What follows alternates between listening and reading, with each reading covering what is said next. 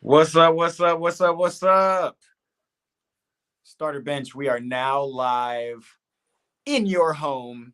It is Starter Bench, the world famous, best Chelsea themed live stream, interactive live stream, where you guys can have a chance to come and vote and interact with us live as we talk about all of the updates weekly with Chelsea. What's up? It's your boy Matt Marshall. I'm here with Alexis Janae White. What's happening? How are you feeling? My government name. I know I did not even mean to go that hard.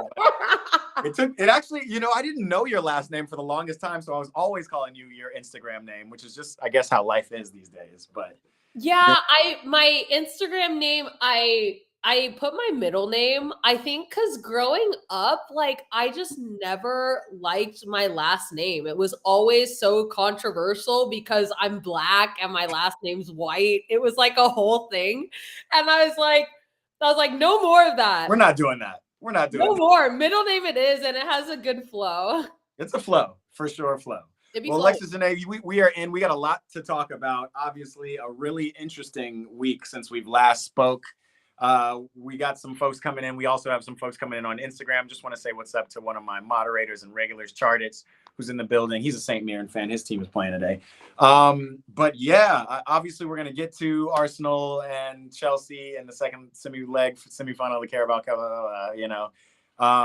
We'll talk about West Ham, but just in general, what do actually, before we even do that, do you want to just give us a brief preview of what we're going to be talking about today? Because we got a lot to talk about. Yes. I'll give you guys a brief preview. So typically what we're doing is we'll talk about the games that we had and the game coming up. And then we just have a couple topics that we want to dive in with you guys. You guys are totally welcome to comment, add your input. We always read it. And then Matt and I, we go back and forth. So we're going to talk a little bit about Chelsea's heritage and what that's looking like for us right now. We'll talk a little bit about our medical staff and just key players and partnerships on the field. Like, how often are we actually going to be seeing this with players resting every other game, things like that? So we'll dive into that. I don't want to spoil it anymore. Yeah, we'll get to that conversation. We want everybody to join in. We're going to give some time for folks to join in. And again,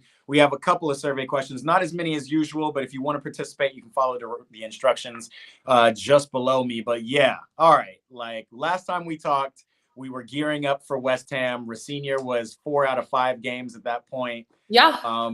And then we get to West Ham, and this first half is shambolic. Shambolic. Highlighted, speaking of shambolic, I highlighted Garnacho. Your boy. Yeah, that he would actually fit the definition of shambolic that game.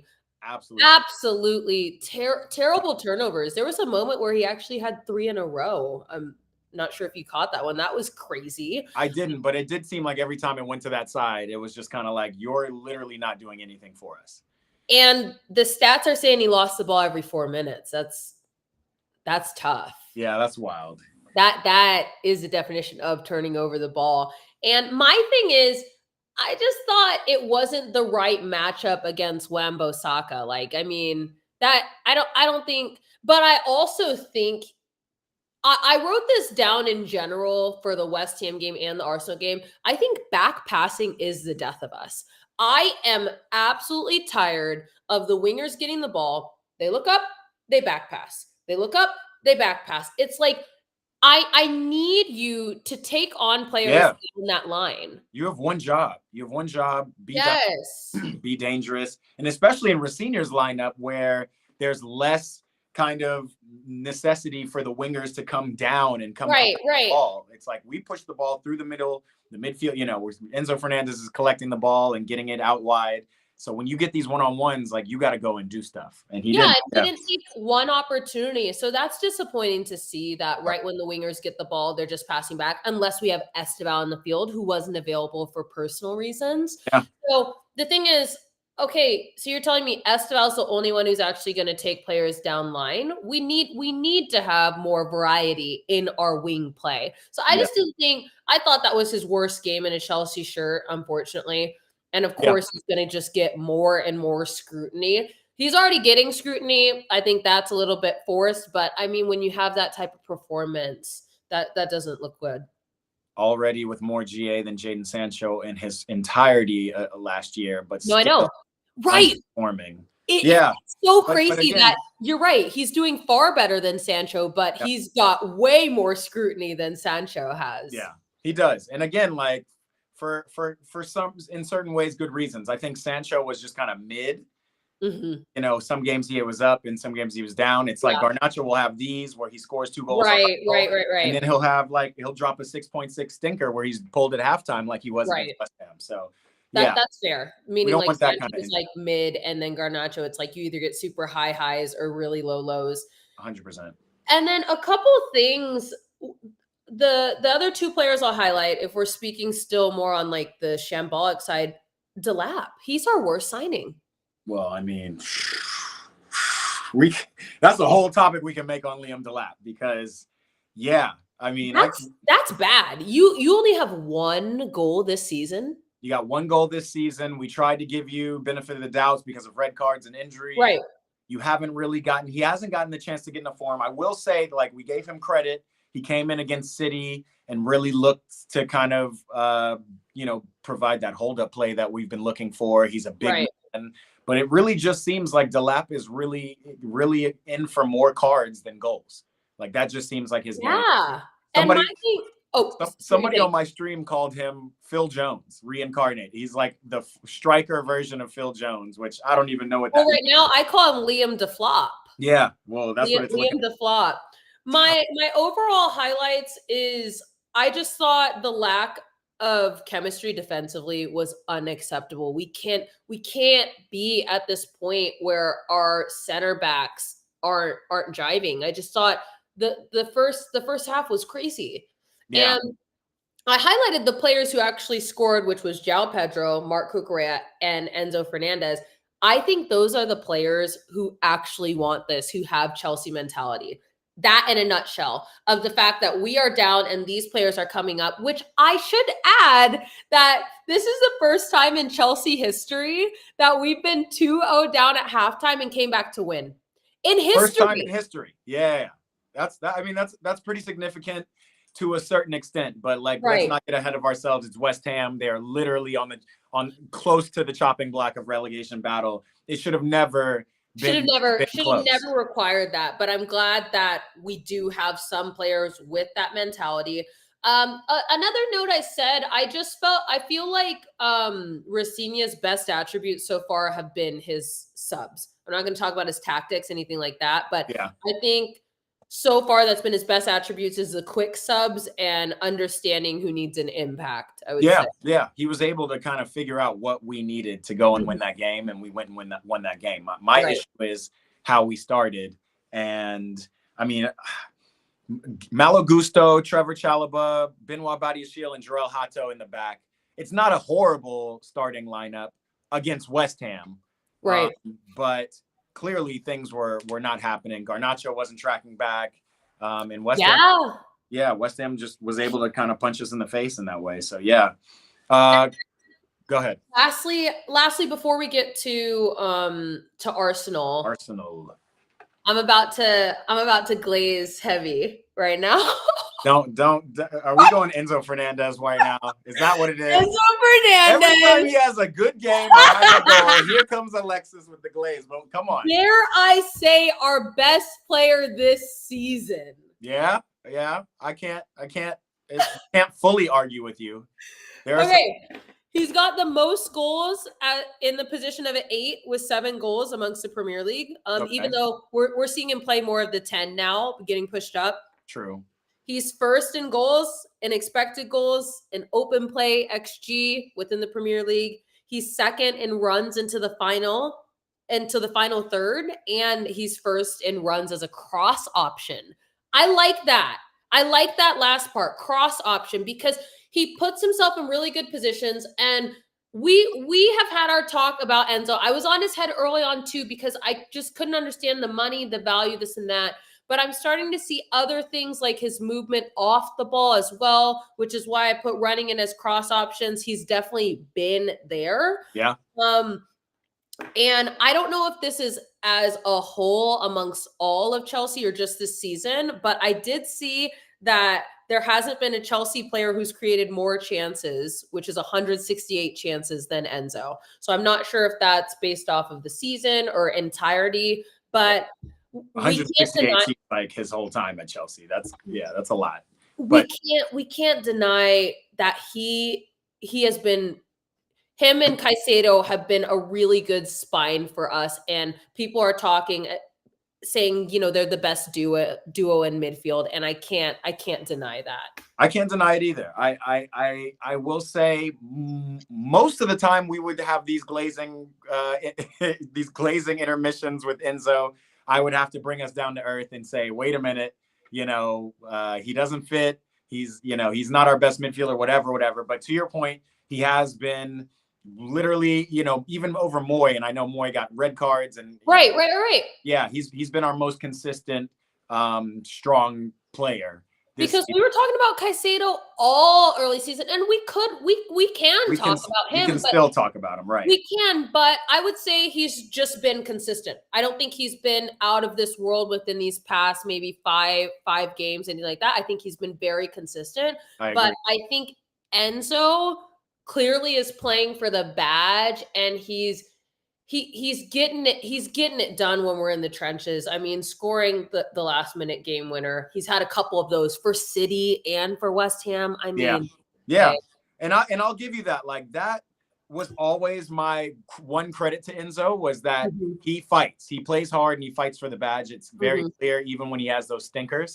But under Rosenior, I think his position has been clarified a lot more. Rosenior relies heavily on midfielders, especially midfielders who kind of have a good game awareness and can see. And you can see, I mean, there were times on the pitch, and maybe this was more against West Ham too, where it was like, it was going back and forth from Cole Palmer to Enzo. And it was just like, one of you take it. Do not give it to Cucurella. Do not give it to Caicedo even. Just one of you two take it and figure it out for us. So I'll give you that. You know, the proper glazing and maybe well-deserved for Enzo. And that's really, you know, for folks who don't know me, that's really saying something coming from me, because I was not the biggest fan of Enzo coming in. Right. I'm still not the biggest fan of Enzo in terms of his price and output.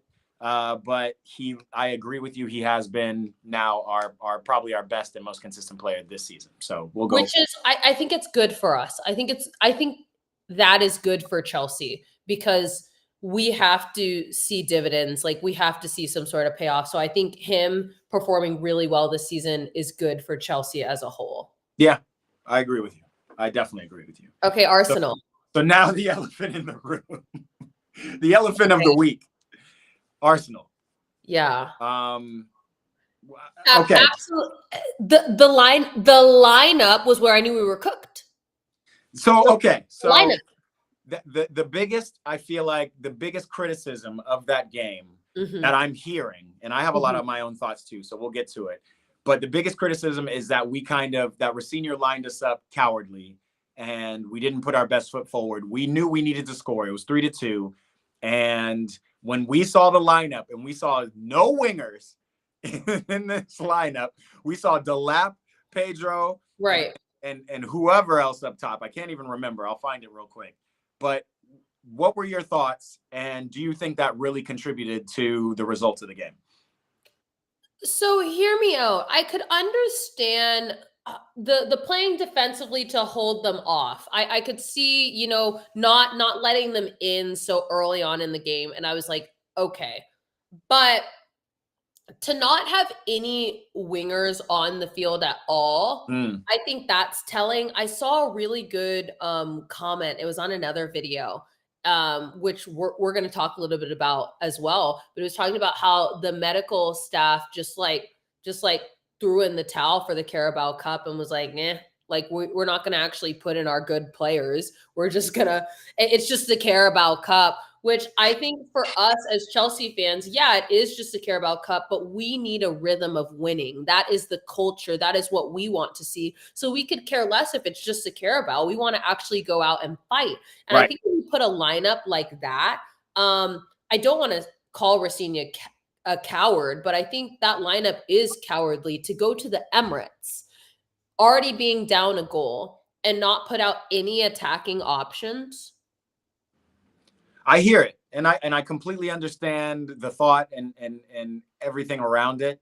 I'm approaching this from a different thought process because I really do think that Arsenal are the best team in the league. Whether they win the league or not, that's not what I'm talking about. I do think Arsenal are a tough team to beat. I do think that we had a specific tactic earlier in the season when we ended up drawing them with Maresca. And it was quite defensive as well. So, if we're talking even just tactics across the board, most teams, want to set up and try to be hard to beat. I also think Arsenal, as hard as they are to beat, they're not just banging in goals. You know what I mean? They really weren't good. They weren't good on the day. And to your point, they weren't good on the day. So, but that tells me, because they were good on the day when they beat us 3-2 in the first leg. And They were. I mean, it could have been 5-1. Flying, like they were flying. They were flying. Yeah. So to kind of put a more defensive lineup and kind of muck it up, I think worked. I think that first half was mostly in our favor. They really didn't have a lot of chances on our goal, which was the point. We're at their house. I think they have some crazy stat, like they haven't lost at the Emirates in 2 years or something. May or something until Man United. Until United, that's right. Yeah. Until United. So no, I mean, so from my standpoint, no, like if we had made this just an open battle, I don't know what the status of Esteval was. He definitely came on, but he didn't look the same Esteval that we've seen since he's been back from Brazil. Cole Palmer didn't look the same either. So again, from a just strictly managerial and tactical standpoint, contrary to West Ham, when he just put out a weird lineup and we got smacked up the first half, I think this was exactly what he was looking to do.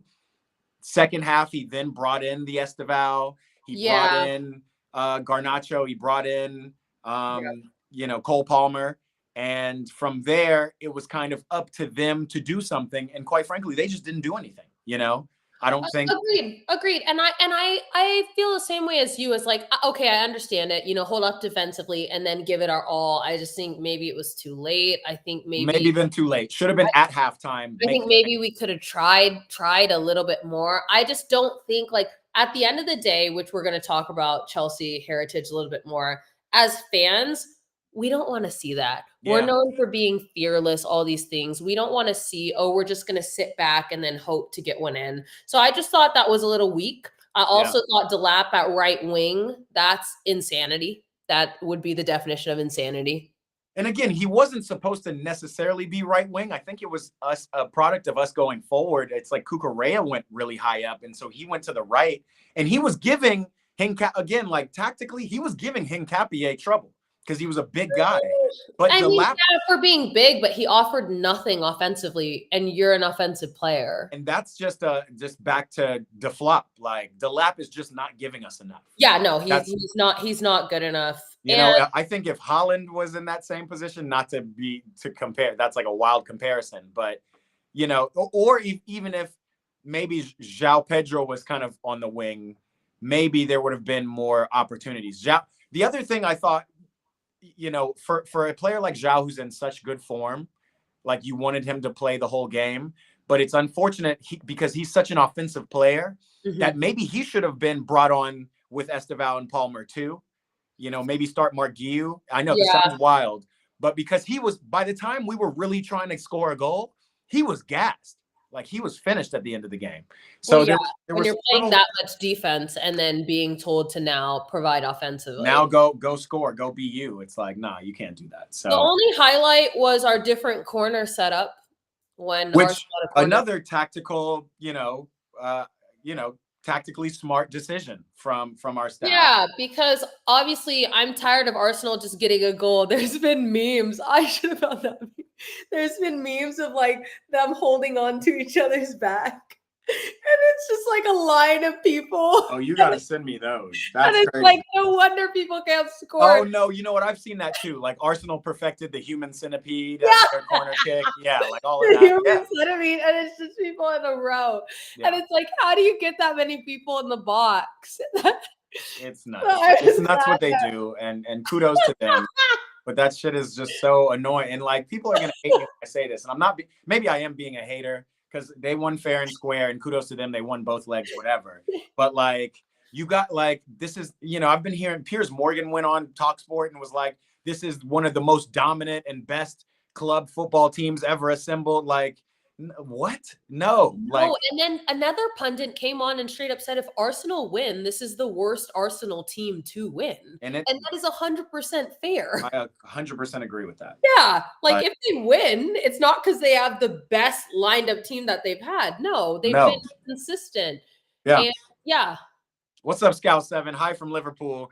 Come join in, bro. I know this is a Chelsea themed stream, but we want all thoughts, all people coming in, giving their thoughts. All right, so that's it. I mean, Arsenal again, top of the league, a team that we've tied and now lost. Which they still might just bottle it. They still might. There's 1,000%. City just needs to catch their stride. 6 points away, so we just need. And Villa's up there too. And honestly, we're only 13 points away. And I think the way we're seeing there to try to sound as little delusional Chelsea fan as I can.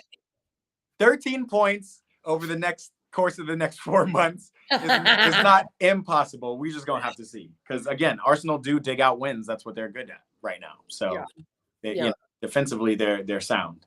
So we'll just have to see. But again, competitions are gonna kick up. FA Cup, Carabao Cup final is gonna get there. Champions League, like this is not a quadruple winning side, and something's gonna have to give. So we're gonna have to see. I'm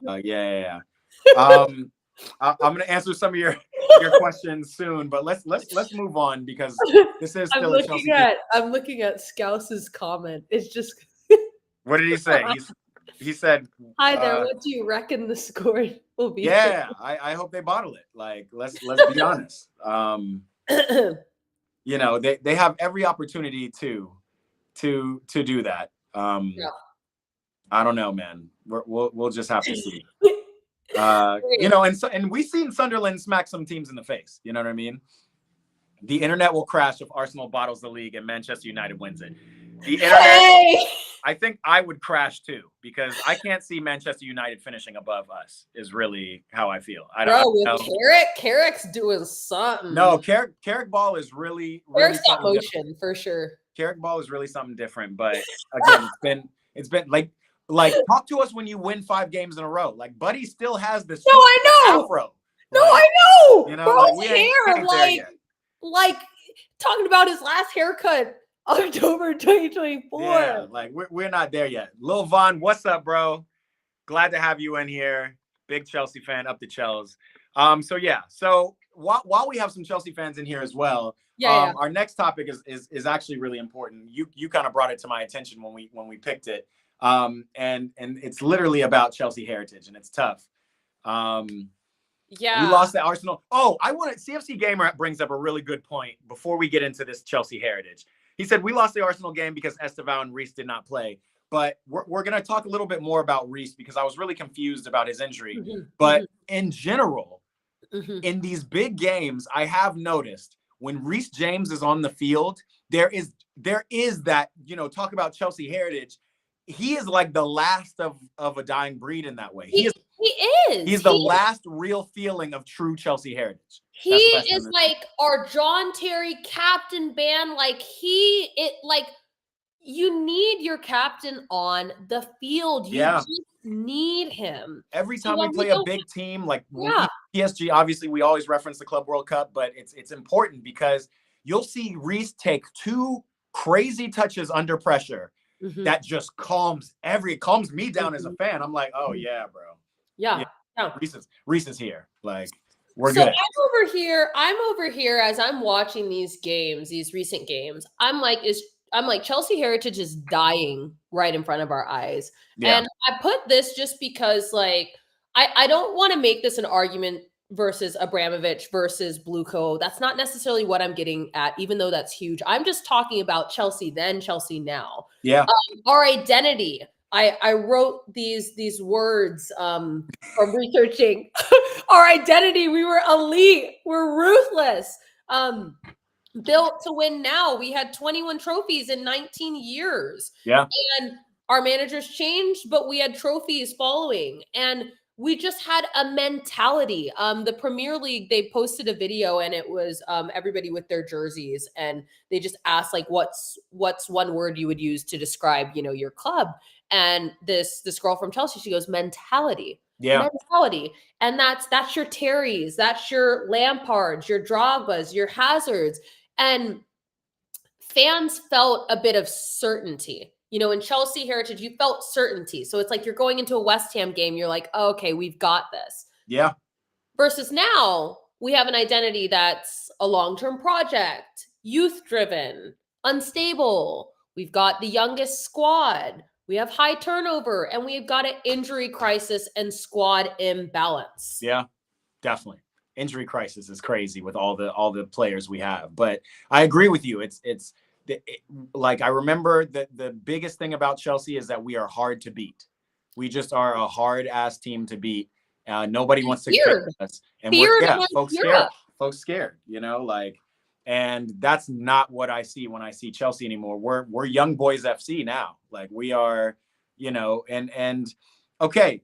Let's just talk about this from a business standpoint. First of all, yeah, I agree with you. We don't want to make this about Abramovich versus the managers. This is football. This is a business. If something has to, it was kind of a political play, but if the club needs to be sold, the club needs to be sold, and we got new owners who are willing to spend money.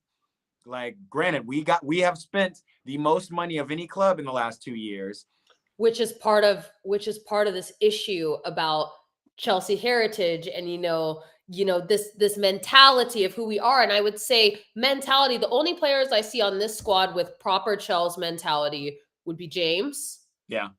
I would say Cucurella. I would say Caicedo.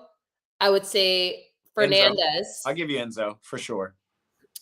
And Enzo's if you're talking mentality, yeah, I'm not gonna include Palmer in that list. That's for sure. And I'm likely not including anybody else. Players who actually want it and are going to give it their all on the field and ugly win. I think that's the thing. It's like Chelsea, heritage. We've never been this magnificent, like, technical. It's just been like grit and like leaving it all on the field. I agree with you halfway. The backbone of Chelsea is always mental grit, but we do always have magicians, the Juan Matas, the Eden Hazards, like, we have those. And that's, again, I'm going to try to prevent any, just because I know he is hurt. I know in my heart of hearts, he's been hurt all season. You talked to him? You're on the phone with him all night? I can. He talked to me. He was like, "Mate, are you his toasted right now? My chippy chips, like my hamstring and my groin, like whatever's going on." No, I'm dead ass. Like, Cole, it will be back. Cole will be back, but we don't. Also, we were called Cole Palmer FC last year, and we need to get away from that too. Like, or maybe like 2 years ago. I think maybe a year and a half ago. Yeah, whatever. It was like Palmer FC, which I would not say that at all now. That's obviously. For sure. But obviously. I think we're in an identity crisis. That's how I feel. I feel like this is an identity crisis of who are we as Chelsea, and that's something that I need to be like unveiled to us within the by the end of the season. I want to have some sort of idea of who we are. But again, this looks like this is a long-term project. Yeah. Long-term, short-term, because the like you said, the identity of Chelsea is to win trophies. We won trophies last year. Yeah. Right. So we're looking at certain things that are just shifting. Like, we're affecting our bottom line in a great way. Obviously, we've spent a lot of money on players, but we've also sold players for a lot of money. Like, Madueke for 50 million is a highway robbery. Like, let's not forget, we robbed Arsenal. You know what I mean? And we've done it time and time again. We got rid of Sancho, so we're getting like heavy wages off our books. We finally got rid of Raheem Sterling. Yeah, we're doing things. So I can't blame the management, but I do think I mean, my thing always was we just need a couple more veterans. We need a veteran center back and a veteran striker was my thing. If we had gotten Osimhen, but we can't look back anymore. So what can we do now with this team? Because this team has proven that they can win and win in big games. Beat PSG. We just need an identity, and that's what I'm struggling with because as a Chelsea fan, this is what I'm used to, you know, being feared, having that mentality, leaving it on the field, all these things. Right. So I just think that's hard to watch right now. Is so hard to watch. Yeah. So hard to watch. Well, I think maybe Chelsea heritage as it was under the Abramovich era, it's like time to let that go. But I think we still have it in us. You know, we still have a great youth project. We still have great players on our team, and we have great young players that we've brought in. Esteval literally is on track to become, you know, one of the next big stars. Star boy. Yeah. So we'll see. Scout 7, I just want to highlight him because this is kind of on topic, but do we think Palmer will leave? No. I don't think so. No, because even if he does go through this drought, I feel like he kind of, I don't know, like I feel like he kind of still needs the club. Like I think he needs somewhere that he is still viewed as like the guy. And I don't know, unless he goes to a lower level team, I don't know where they're going to view him as the guy. Yeah. You know, it's like, okay, you go to Madrid, you go to Barcelona, you know, things like that. You go to Arsenal. Like, you're on a big club and you're the guy. Exactly. So I think in a way, it's like, even if he does continue this drought, he would still probably need to be at Chelsea for his name's sake, if that makes sense. I 100% agree with you. And I think I said it on one of our previous streams that Palmer doesn't look unhappy to be at the club. He looks unhappy that he's not in form and he's injured. That's what it looks like to me. Agreed. It looks like he's trying to do the little things and for his style of play, which is very tempo based, slow, fast, whatever. He just looks like he doesn't quite have it yet, and it's sad to see. I felt the same way at times, you know. Yeah, and yes, Scouts, he was linked with Manchester United, but those links have kind of dispersed. Yeah, they've long gone. They've lost. We get it. He's from Manchester. He's a Manchester boy. No, he's a Blue. What's going on with Chelsea's medical staff? Again, this goes back to Reece James. I think you reminded me that it was reported that he picked up a knock. He and Pedro Neto picked up a knock at the end of West Ham. Reece only played 10 minutes of West Ham. I don't know what kind of knock he picked up. Maybe it was in training. But I don't know if it was before either. But I just did my own digging because I'm trying to understand. I think ever since Maresca kind of went out and publicly stated, like, you know, the medical team has the final say. Like, I don't really get to choose who starts as that. I started looking at the lineups differently because I didn't know that information. So in my head, I'm looking at these lineups and I'm like, okay, maybe the manager. Did they pick this lineup? Did they? Right. Yeah. Who actually did this lineup? But we're fourth in the Premier League with days lost through injury, which is huge. So we average more injuries per 1,000 minutes than any other Premier League club or Premier League club. And we've got reoccurring key player injuries. And our medical department has turnovers. So just like our coaches are changing, these medical staff members, I guess, are changing. And there's been reported trust issues with players distrusting and the coaches. So it's like, all right, your coaches maybe aren't trusting the medical team's final say. So they really want to play certain players, but the medical team is like, no, we can only play these players. I don't know which players distrusting what, but overall, we're having more frequent injuries, lasting longer effects, and just key players versus like other teams. I think with other teams, there's more unity with the coaches and the medical staff versus ours. It seems like there's sort of like disagreements that ultimately pan out into the starting lineup. Yeah, and this is no excuse. This is just what we're seeing, right? Like, we're just trying to figure out what's going on with these lineups. We know Rossinier is known to change lineups here and there. He did it at Strasbourg. But you're right. Like, after Maresca kind of outed, and I don't know if it was Maresca necessarily or with with the drama of Maresca, there was a source who then outed, look, this is not Maresca's fault. They're trying to choose the team for him. They're trying to like. It was Maresca. He was just like, the medical team has the final say. So which is I'm assuming that's the only reason you would ever play Badiashile is surely because the medical staff is saying that Fofana can't play. Badiashile, I can't. I don't even know days, about dude. him. Dave 15623 is in the building, and he is a United fan. He is not for Chelsea. Scouts, we appreciate it. We do want to have a good conversation, but we don't mind a little banter. If you're in here showing support for your teams, I'm going to tell you right now, there's a lot of United fans who are in my mentions and my DMs talking all this shit. But you know what the most shit they're talking? They're telling me that we're twins. We're the same. We're, same points in the league, blah, blah, blah. First of all, we're not the same, kid. You guys were ousted from the Carabao to Grimsby 5 months ago. There's different levels. Would you, and I should have put this as a survey question. Again, we got surveys coming up next, guys, so take a look down below. But would you rather be in United's position right now with this new manager bump they have and the players they have, or would you rather be in Chelsea's position? It's so crazy you said that, because someone's saying that we're twins. Like, no. What was it? 5 wins in a row. It's been 500 days. I'm stumped. You've got a kid with an afro right now. He can't see. But yeah, I mean.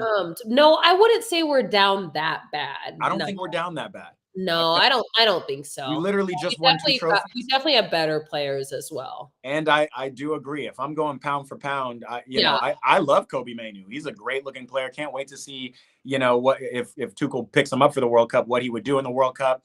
Yeah. But I rate him way would you take Mainoo over Enzo or Caicedo? No, and that's where I say, like, okay, maybe the points are looking like that, but as far as the players, no, I wouldn't agree with that. Yeah, I'm with you. I'm with you. Yeah.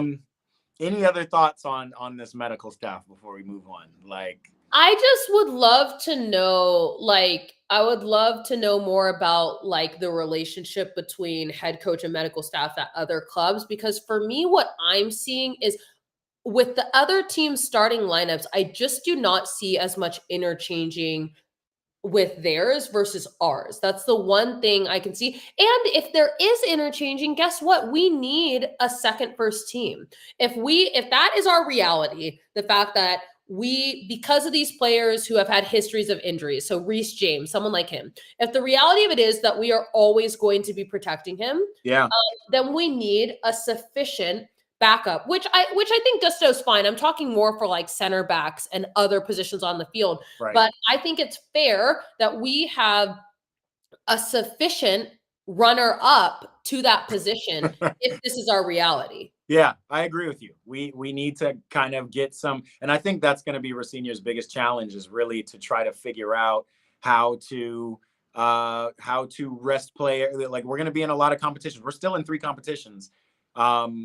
We have Wolves coming up this weekend. Yeah. I don't necessarily want to see all the starters playing against Wolves because we have more games coming fast and furious. Hold on. Let me double check our schedule. But yeah, we're going to need to learn to beat, teams who only have 6 points in the league with a Badiashile and a Guiu up top. Which is why I'm saying we need more of an identity, because I completely agree. I completely agree that we shouldn't have to play our starters against West Ham and against Wolves, but we need an identity. Yeah, we need a system, and because we keep changing the one variable, which is a manager, we do not have any identity right now, and we're relying on individual talent and half-baked tactics. Yeah. And it's like, I completely agree. We shouldn't have to do that, but this is our reality right now. So how do we find some sort of identity with the players that we have? Yeah, that is the most number one point. As we move on, first of all, Scouts, appreciate you tapping in. We do this every Friday, so come tap in with us and just have some fun, have some laughs. Lil Vaughn said something that I thought was real interesting.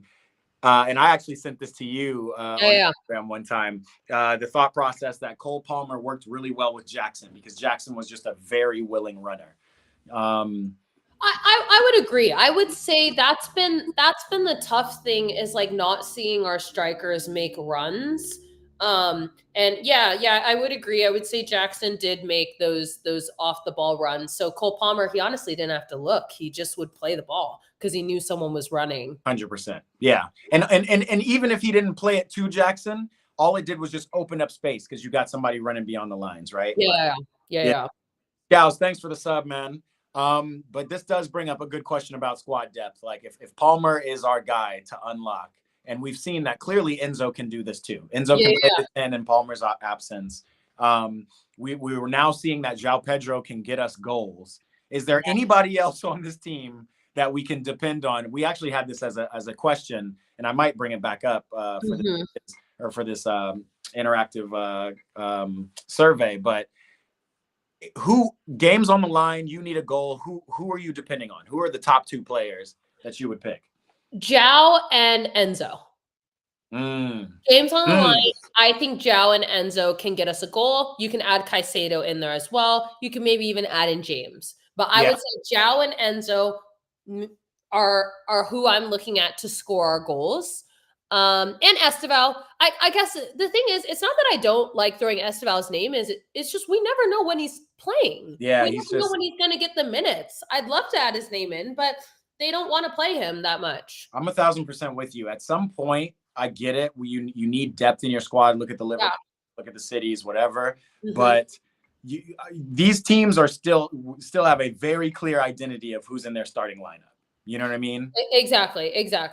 And that's the issue I'm having. And I get it. If it's no problem if we need to figure it out. Like City's trying to figure it out right now. Wait, if Semenyo's on the field, do we start Doku? Whatever. You know, Ekitike's on the field for Liverpool. Where's Isak going to fit? They got to figure it out, but we need to figure it out too. And Esteval has shown us nothing but he is a starter on this team. You know what I mean?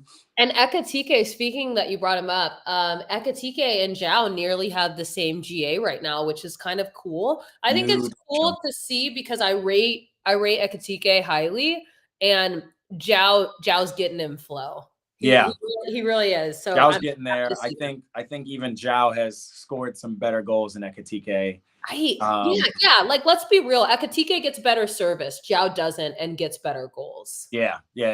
I'm with that. Oh my God. Squad depth. Yeah, because I posed the question.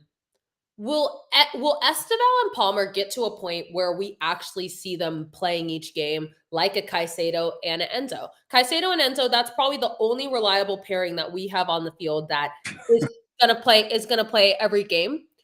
My thing is, of course, we can see the potential in our head of Esteval and Palmer getting to play together, and that could look really good. We want that.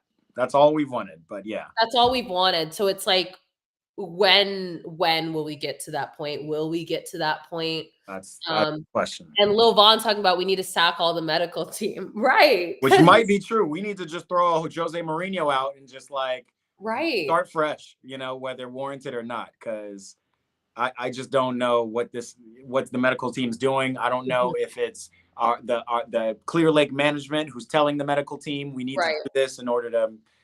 That stuff is still also, unclear. If you're seeing reoccurring key players getting injured, is this their own autonomy or is this something that's going on in the medical staff? And I think that's a good question. It's like, okay, why is this player still getting injured each time? Is it their own thing or is it, is it something else? Right. We're gonna have to see, but I'm fine with sacking the medical staff for sure. We can just switch it up. Let's move on. If you guys want to participate, let's do it. We don't have a lot of survey questions, but a couple fun ones. This one, I think, was a highly contested question after the Arsenal game.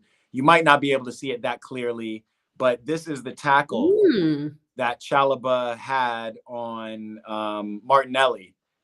In the first half, I believe. I saw that. He got some of the ball and the follow through after got him. He definitely got the follow through. And again, hold on. Let me show folks how we're doing this. I'm going to go to, what do? We go to minty.com. You can do it right here on your phone. And the code at the bottom, you guys just enter that in. Enter that code in. But are you here for this being a good no call or is this a foul? I will say he does raise his leg at the end, but if you really look at this, Martinelli is actually diving before there's contact.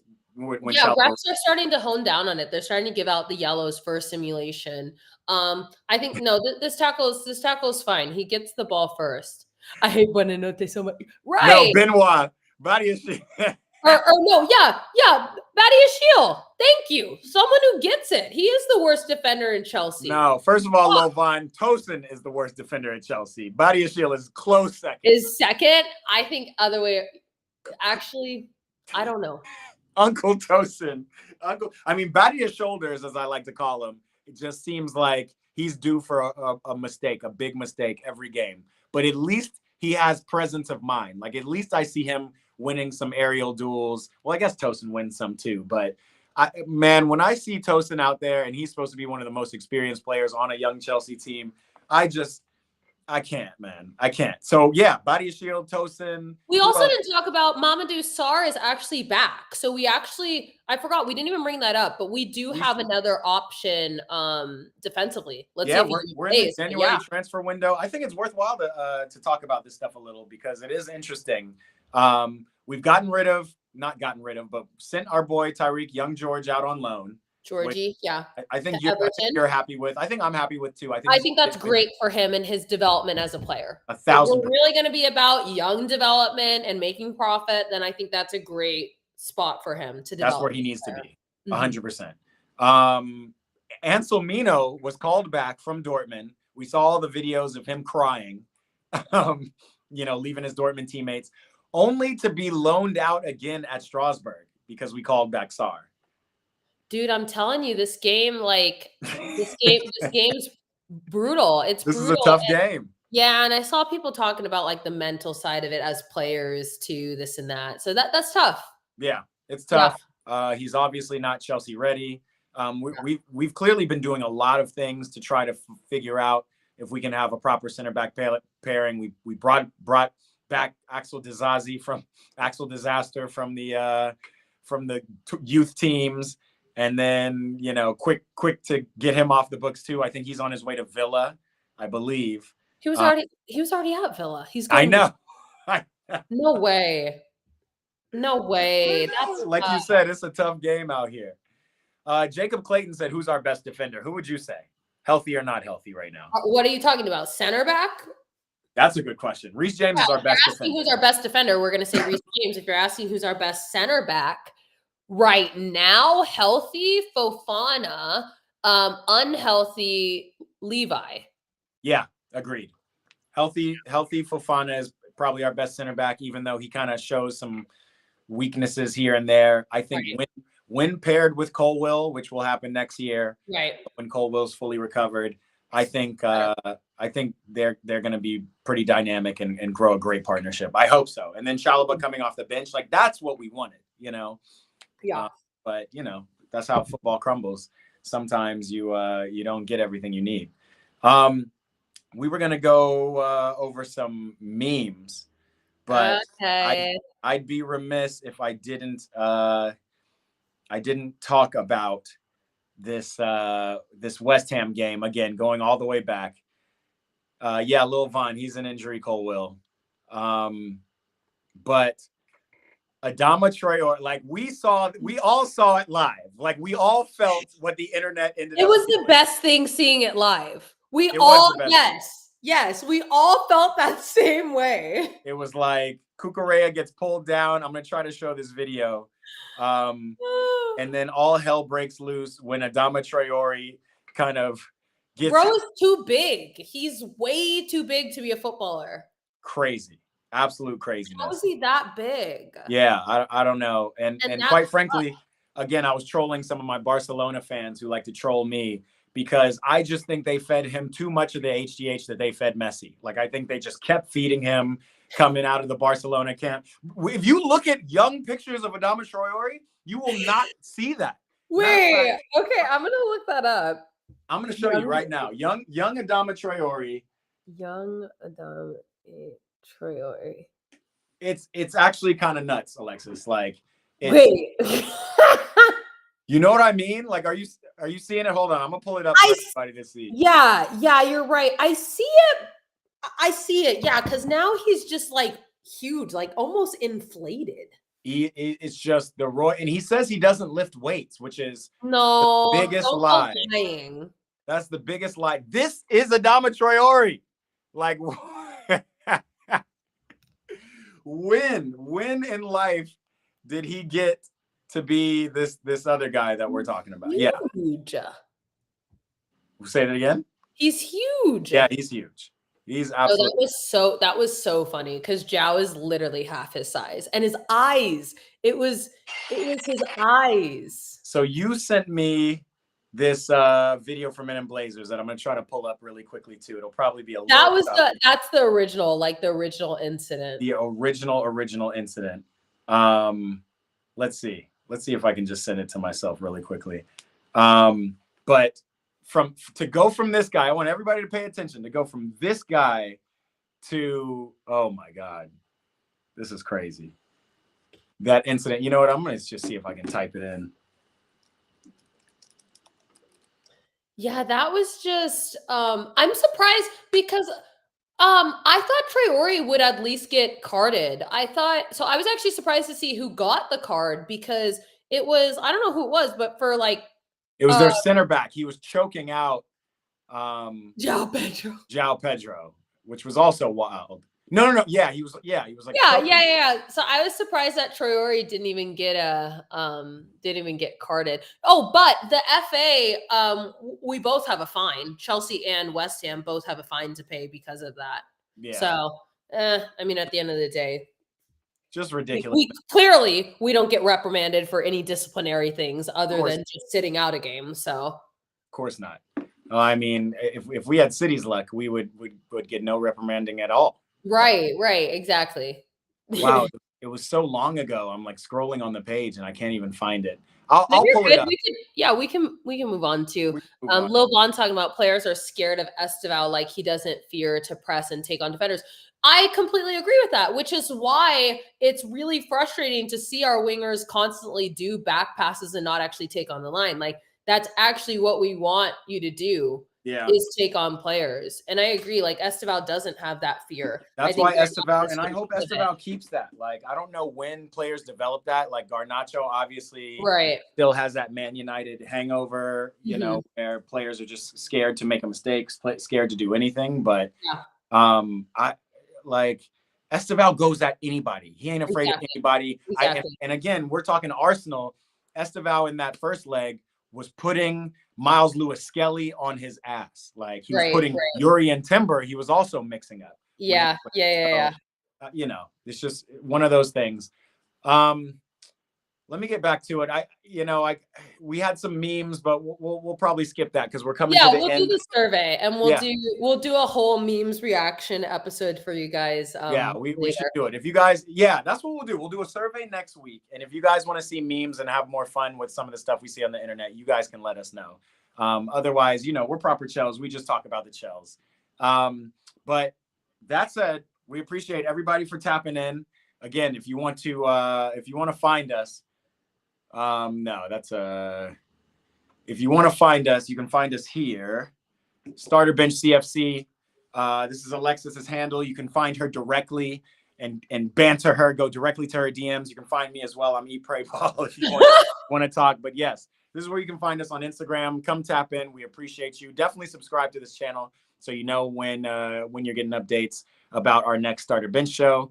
But that's what we do. We're proper Chels. We're excited fans. I still think we have the possibility of getting some kind of silverware this year. I know it sounds crazy, but I'm not delusional. I just see the way this team is. And again, when you look at a team that's 15 or 13 points above us and how they played against us, they are not that much better than us, Arsenal. So yeah, agreed. It's something to keep in mind. I just hope Reece James gets healthy for when Champions League kicks back up again. I'm so glad that we made the top 8 of the Champions League so we don't have to play in the playoffs and have that additional pressure. I think we have the ability with Rosigne and his tactics, which seem to work really well on Premier League talent or Premier League teams. I think we have the ability to bring them in. Let's see. So getting Manager of the Month nominee, they need to wait for those. Yeah, you need to cool it. But again, Again, what now is it? What 6 wins in 8 games? Yeah. It's okay. It's an okay Yeah. start. Lil Fun says, I'm always scared when Ben White has the ball in a match. Real. I mean, every That's a time. valid fear. That is Every a valid time. fear. And then as a team who's really forcing us to play out of the back, to the point where freaking Bob Sanchez is leaving the goal to go and be a second center back. It's just crazy. I know. Yeah. I hope we can figure out our center back thing. We'll see. Sarr had a great AFCON. a great AFCON. Yeah. So we need the help back there, so we'll take it. We definitely need the help back there. So again, your proper blue is always giving you what's new and what's blue. Yep. This is Starter Bench CFC. Definitely tap in with us on our social page and tap in with us later. I am going to be doing a watch party for those who participate in the watch parties, Chelsea versus Wolves, and some other ones this weekend. So tap in, and then maybe something before the Super Bowl on Sunday. So more to come. We will see you next Friday for another episode of Starter Bench.